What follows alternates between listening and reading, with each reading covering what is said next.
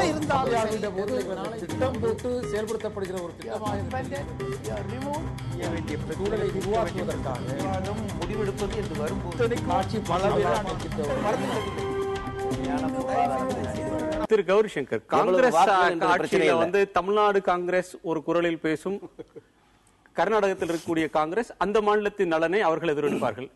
இப்போ பிஜேபி தமிழ்நாட்டு நலனை விட்டு கொடுக்க மாட்டோம், நாங்க வலியுறுத்துவோம் அப்படின்னு சொல்லி தமிழ்நாடு பிஜேபி சேர்ந்த திரு வழக்கறிஞர் ராஜநாட்டு நலனை விட்டு கொடுக்க மாட்டோம். இன்றைக்கு கூட காவிரியினுடைய இது நீர்ப்போக்கிலே தடுப்பணைகள் கட்ட வேண்டும் என்று நான் வழக்கு போட்டு இன்றைக்கு அதில் 117 கோடியில் தடுப்பணைகள் கட்டுவதாக தமிழக அரசு அதில் உறுதியளித்திருக்கிறது. தமிழ்நாடு மக்களுடைய நலனை காப்பதிலே தமிழ்நாடு பாரதிய ஜனதா கட்சி யாருக்கும் சளைத்ததல்ல. கம்யூனிஸ்ட் கட்சிகளும் இன்றைக்கு கர்நாடகத்தில் அதே நிலைப்பாட்டு தான் எடுக்கிறாங்க. இது அனைத்து கட்சி கூட்டங்கள் எல்லாம் போல என்ன தவறான உதாரணங்களை முல்லைப்பெரியாரை சந்தித்தது கர்நாடகத்தில் அரசியல் கட்சியாக இருக்க பாரதிய ஜனதா கட்சி, முல்லை பெரியார் பிரச்சனையில் அவர்கள் எடுக்கிற நிலைப்பாடு என்ன? சரி, உங்கள் கட்சியினுடைய அதுவும் சுப்ரீம் கோர்ட் தீர்ப்பு இருக்கிறது. இந்த இதை புரிஞ்சு இப்படி புரிஞ்சுக்கிறது. அதுதான் சொல்றேன். சொல்றதை காட்டிலும் அவர் சகோதரர் வந்து தஞ்சாவூர்காரர். அந்த தண்ணி எவ்வளவு தொலைக்கு இப்ப நம்மளுக்கு எல்லாம் சென்னையில இருக்கிறோம், இங்க இருக்காரு அங்க இருக்காரு, அவரும் தஞ்சாவூர்காரதால சரியான ஆளுகள் தான் நீங்க கூட்டு வந்திருக்கிறீங்க. அதனால தஞ்சாவூர்ல இருக்கக்கூடிய விவசாயிகள், வறுமையில வாடிக்கிட்டு இருக்கிற விவசாயிகள், உங்களுக்கு காலையில எந்திரிச்சா தினமணி பேப்பரை புரட்டிக்கிட்டு, தந்தி பேப்பரை புரட்டிக்கிட்டு என்னைக்கு ரிசர்வாயர் ஓபன் பண்ணுவாங்க, தண்ணி வரும், எப்போ குருவைக்கு நாத்து விடலாம், நெல் விடலாம்னு பாத்துக்கிட்டு இருக்கிற விவசாயிகள் இதுல வந்து 22 வருஷமா இதுக்காக ஒரு யுத்தம், ஒரு சட்ட யுத்தத்தை நடத்தி வெற்றி பெற்று இருக்கிறோம்.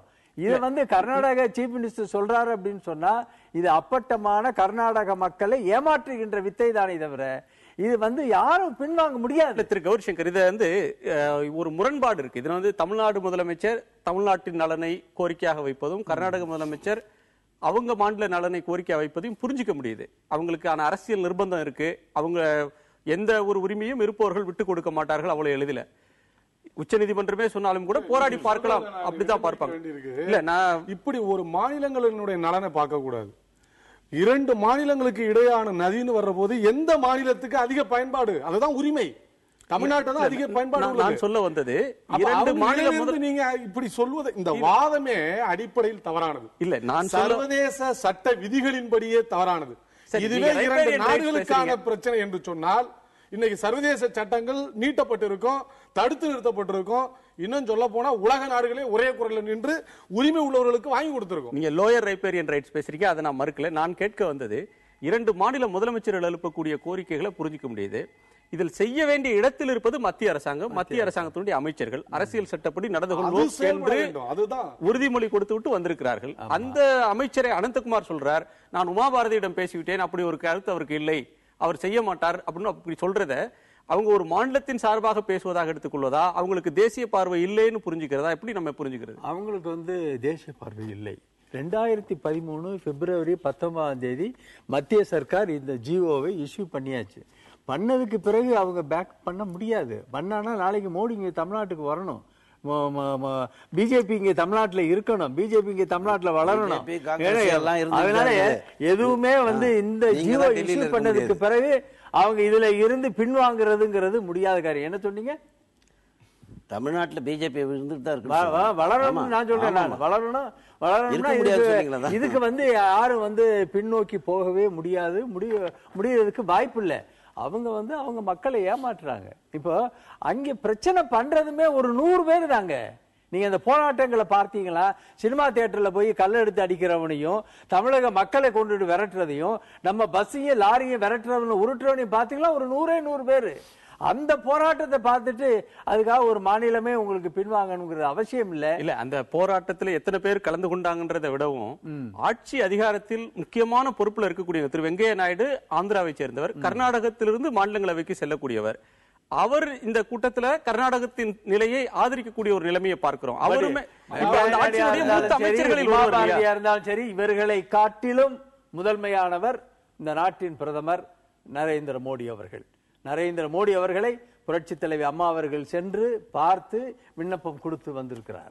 அதனால நிச்சயமாக அதுல இருந்து நரேந்திர மோடி அவர்களுக்கு தமிழகத்தில் சென்று முன்னால் அதற்கு சம்பந்தமான துறையில் இருக்கிற மந்திரிகளும் அதே கோணத்தில் பேச வேண்டும் என்பது ரொம்ப முக்கியம். இன்னைக்கு பார்லிமெண்ட்ல அனந்தகுமார் ஒரு மத்திய அமைச்சர் என்பதை மறந்துவிட்டு கர்நாடகாவிற்கு ஆதரவாக இன்றைக்கு பார்லிமெண்ட்ல பேசியிருக்காங்க. அவருடைய எண்ணம் என்பது அண்ணன் கௌரி சங்கர் அவர்கள் சொல்லுகிற மாதிரி ஜிஓல வந்தாச்சு யாரும் ஒண்ணும் பண்ண முடியாதுங்கிறது தெரியும்.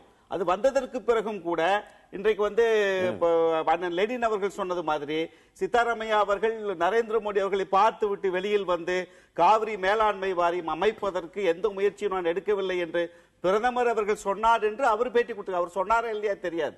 இந்த செய்திகளே வரக்கூடாது.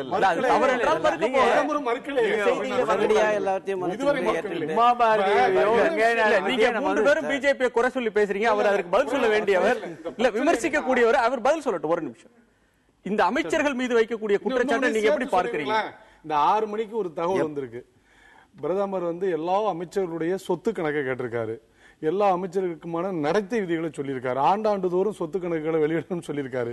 எந்தெந்த நிறுவனங்கள், இதெல்லாம் வரவேற்கத்தக்க அம்சங்கள். பாரதிய ஜனதா கட்சியை நான் அந்த விஷயங்கள்ல குறைத்து மதிப்பிடவில்லை.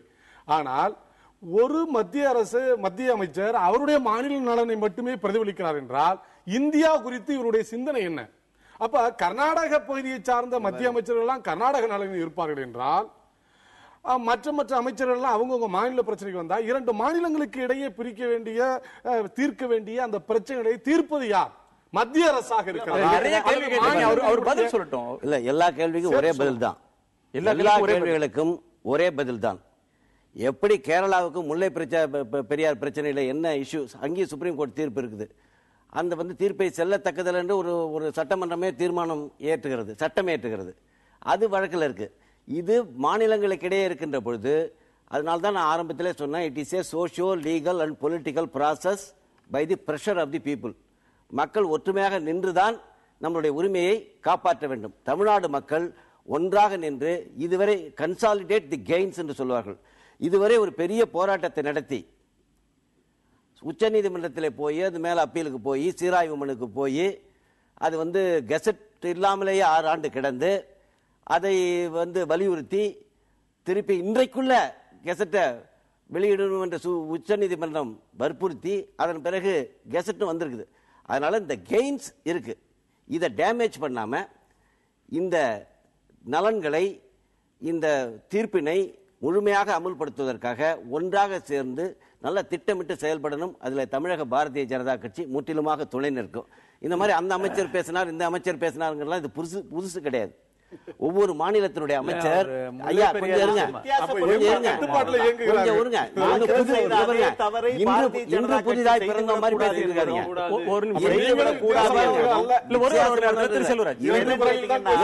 அனைவருக்கும் என்ன சட்டம் என்ன எப்படி நாங்க ஒரு கூட்டணி கட்சியாக இருந்தவர்கள் இன்றும் கூட்டணியில் இருக்கிறோம். அவர்கள் ஆட்சி நரேந்திர மோடி நல்லாட்சி தமிழக வளர்ச்சியை சென்று கொண்டிருக்கிறோம் என்பதில் நான் மாற்று கருத்து இல்லை. ஒரு நம்பிக்கை இருக்கிறது. அந்த நம்பிக்கையோடு தான் பேசிக் கொண்டிருக்கிறேன். பாரதிய ஜனதா கட்சியை பொறுத்தவரை தமிழகத்தில் இழப்பதற்கு ஒன்றுமில்லை, கர்நாடகத்தில் இழந்ததை மீட்க வேண்டும் என்கிற சிந்தனையோடு இல்லாமல் காவிரி மேலாண்மை வாரியத்தை அமைக்கிறதுக்கு முன்னாள் மத்திய அமைச்சர் நாராயணசாமி டெல்லியில் பேசிட்டு சென்னை விமானத்தில் மாற்று கருத்து பேசுவார். டெல்லி விமானத்தில் பேட்டி எடுக்கும் போது ஒரு செய்தி இருக்கும். சென்னை விமானத்துக்கு வந்ததுக்கு பிறகு முன்னாள் மத்திய அமைச்சர் நாராயணசாமி அவர்களுடைய போக்கும் அவருடைய பேச்சும் பேட்டியும் வித்தியாசம். அவர் மாற்றி பேசியதுல ஒரே கருத்தை தான் பேசுறாரு. அந்த மாதிரி சகோதரர் முல்லை பெரியாரை பத்தி சொன்னாரு. 142 அடி உச்ச நீதிமன்றம் போட்டதுக்கு பின்னாடி அவங்க சட்டசபையில ஒரு ஜியோ இஷ்யூ பண்ணாங்க. அது தூக்கி அடிச்சுட்டாங்க உச்ச நீதிமன்றத்துல. இது ஒரு குப்பை, இதை எந்த வகையில இது ஏற்றுக்கொள்ளப்பட முடியாது அப்படின்னு போட்டாங்க. உச்சநீதிமன்ற ஆணைதான் உச்சநீதிமன்ற ஆணைதான் நிற்குமே தவிர அந்த மாநிலத்தில் ஏற்படுத்துகின்ற சட்டங்கள்லாம் உச்ச நீதிமன்றத்தை கட்டுப்படுத்த முடியாது. அது தூக்கி எறிஞ்சிட்டாங்க. அதே மாதிரிதான் இந்த காவேரி இஷ்யூக்கு உச்ச நீதிமன்றம் நீங்க காவேரி ரிவர் மேனேஜ்மெண்ட் கமிட்டி போடணும் அப்படின்னு சொல்லி இருக்கு. அதுக்கு இடையில இன்ட்ரீம் கமிட்டியும் போடுங்கன்னு சொல்லி உத்தரவு வந்திருக்கு. அதை செய்ய வேண்டியது மத்திய சர்க்காரினுடைய கடமை. இதுல இருந்து அவங்க பின்வாங்கவே முடியாது. இது நம்ம தமிழ்நாட்டு மக்கள், தமிழக மக்கள் மடிப்பிச்சை கேட்க வேண்டிய அவசியமே இல்லை. இது நம்முடைய உரிமையாகிவிட்டது. 419 டிஎம்சி தமிழ்நாட்டுக்கு கொடுத்தே ஆக வேண்டும். உரிமையை ஒன்றாக சேர்ந்து போராடி தருவோம் 290 டிஎம்சி கர்நாடகாவுக்கு இருக்கிறது என்று சொன்னால் 419 டிஎம்சி தமிழ்நாட்டுக்கு உண்டு. ஒரு நிமிஷம், அது உங்களுடைய அது தீர்ப்புல இருக்கிறது, அது உங்களுடைய நம்பிக்கையை வெளிப்படுத்துறீங்க. இவர் ஒன்றாக சேர்ந்து போராட வேண்டும் என்று நிறைவேற்ற வேண்டியவர்கள் சொல்வதை எப்படி புரிஞ்சுக்கிறதுன்ற ஒரு கேள்வி இருக்கு. ஆட்சி அதிகாரத்தில் இருக்காங்க, எதிர்க்கட்சிகள் ஒன்றாக இருந்து போராடலாம்.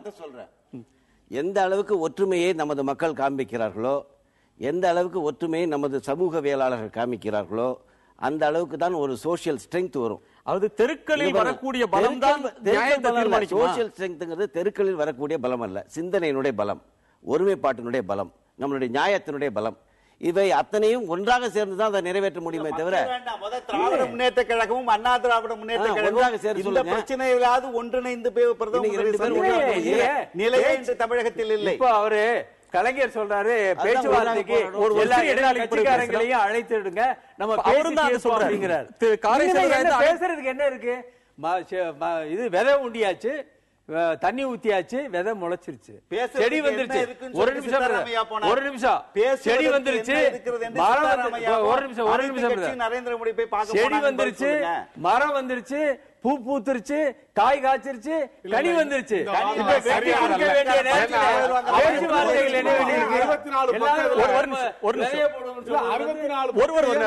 கொண்டு போய் மோடி அவர்களை சந்தித்து இந்த காவிரி மேலாண்மை வாரியம் அமைக்கணும்னு ஏன் முதல்வர் சொல்ல வேணும்?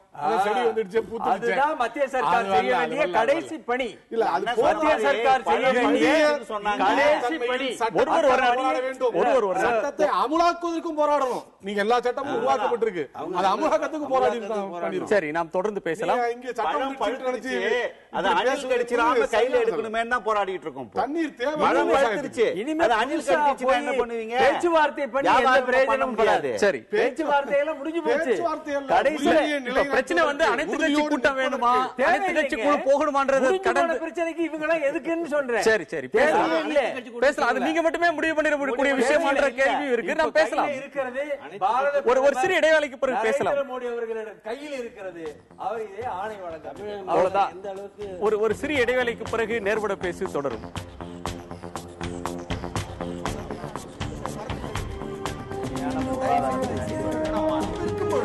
எதிர்த்து பேசிட்டு வழியை தவிர மக்கள் தங்கள்